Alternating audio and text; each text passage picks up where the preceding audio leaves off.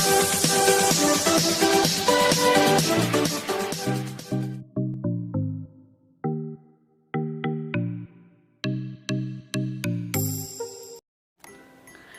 Friends, આજે આપણે બનાવીશું દિવાળી સ્પેશિયલ કાજુ નમકીનની રેસીપી। ખાવામાં ખૂબ જ ટેસ્ટી લાગે છે। આ કાજુ નમકીન ખસ્તા અને મસાલેદાર બનાવીશું। પરફેક્ટ માપ સાથે ખસ્તા અને મસાલેદાર કાજુ નમકીન કેવી રીતે બનાવવા તે આપણે જોઈશું। કાજુ નમકીન બનાવવા માટે મેં અહીં 2 કપ મેંદાનો લોટ લીધેલો છે।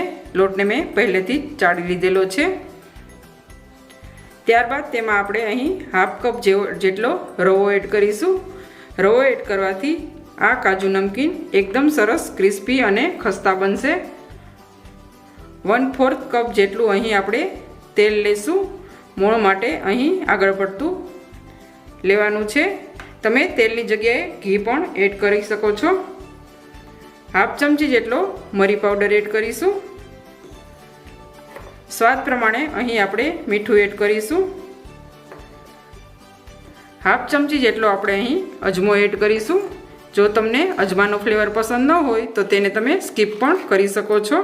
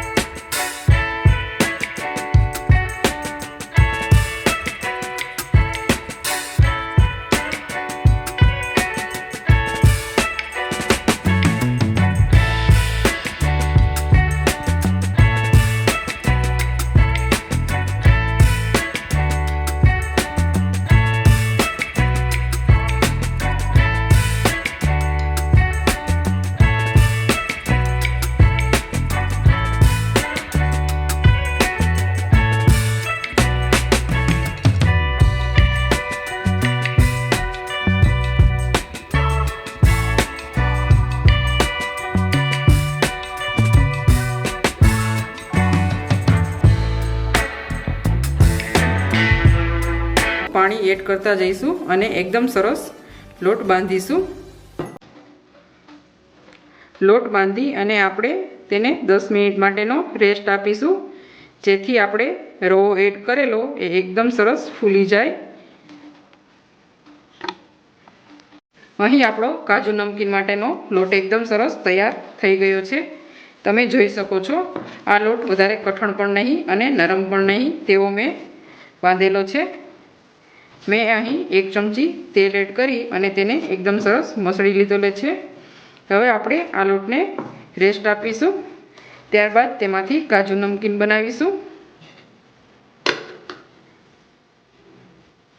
આપણો લોટ એકદમ સરસ સેટ થઈ ગયેલો। હવે આપણે તેમાંથી કાજુ નમકીન બનાવીશું। મેં અહીં એક મોટી સાઈઝનો લુવો લીધેલો છે, તેમાંથી એકદમ જાડો આપણે અહીં રોટલો વણીશું। ત્યારબાદ કાજુ નમકીનનો શેપ આપીશું। આપણે આ એકદમ સરસ થીક વણવાનું છે, પતલું જરા પણ નથી વણવાનું। જો પતલું વણશો તો તમારા કાજુ નમકીન ક્રિસ્પી નહીં બને।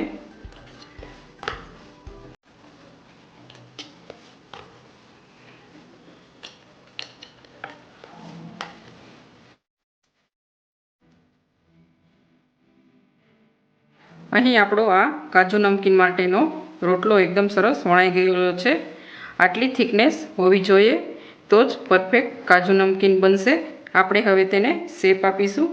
મેં અહીં એક પ્લાસ્ટિકનું ઢાંકણ લીધેલું છે, આ રીતે આપણે શેપ આપતા જશું। આ જે પહેલો ભાગ હોય તે કાઢી લઈશું, ત્યાર પછી આ રીતે બનાવતા જઈશું। આ રીતે એક જ સાઈડમાંથી લેતા જઈશું।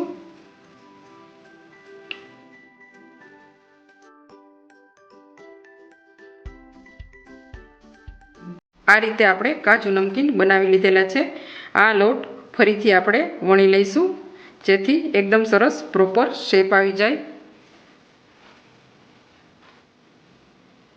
અહીં આપણા કાજુ નમકીન એકદમ સરસ તૈયાર થઈ ગયા છે, તમે જોઈ શકો છો। હવે આપણે આ કાજુ નમકીનને તળી લઈશું। મેં અહીં પેનમાં પહેલેથી તેલ ગરમ કરવા માટે રાખી દીધેલું। પહેલાં આપણે તેલને ચેક કરી લઈશું। આપણે આ કાજુ નમકીનને મીડિયમ ફ્લેમ ઉપર તળીશું, જેથી આપણા આ કાજુ નમકીન એકદમ સરસ ક્રિસ્પી બને। આપણે એક પછી એક એડ કરતા જઈશું।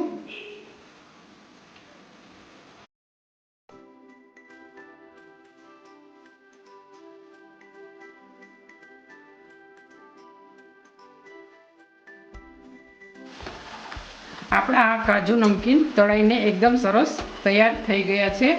આપણે તેને એકદમ સરસ ધીમી આંચ ઉપર ક્રિસ્પી એવા તળી લીધેલા છે। જો તમારો લોટ થોડો ઢીલો બની ગયો હોય અને શેપ આપતી વખતે જો તમને થોડો ઢીલો લાગે તો ઢાંકણ ઉપર તમારે લોટ અથવા તેલ લગાવીને શેપ આપો, જેથી તમારા પ્રોપર શેપ આવી જશે। આ કાજુ નમકીન તમે બાળકોને લંચ બોક્સમાં પણ આપી શકો છો અને સાંજના સમયે ચા સાથે પણ લઈ શકો છો। આપણે હવે આ કાજુ નમકીનને પ્લેટમાં કાઢી લઈશું।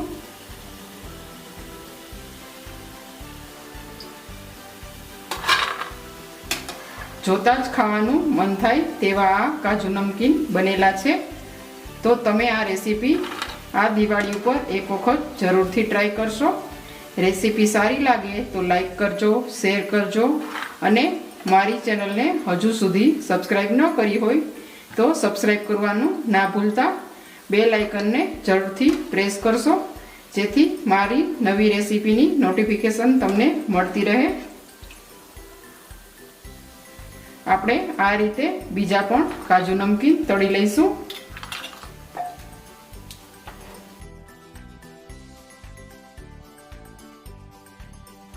આપણા આ કાજુ નમકીન તળાઈને તૈયાર થઈ ગયા છે। આપણે તેને એક બાઉલમાં ટ્રાન્સફર કરી લઈશું। ત્યાર પછી આપણે તેમાં મસાલા કરી લઈશું। મેં અહીં હાફ ચમચી જેટલું કાશ્મીરી લાલ મરચું લીધેલું છે, તેમાં આપણે હાફ ચમચી જેટલું આમચૂર પાવડર એડ કરીશું। સાથે થોડો ચટપટો બનાવવા માટે ચાટ મસાલો એડ કરીશું।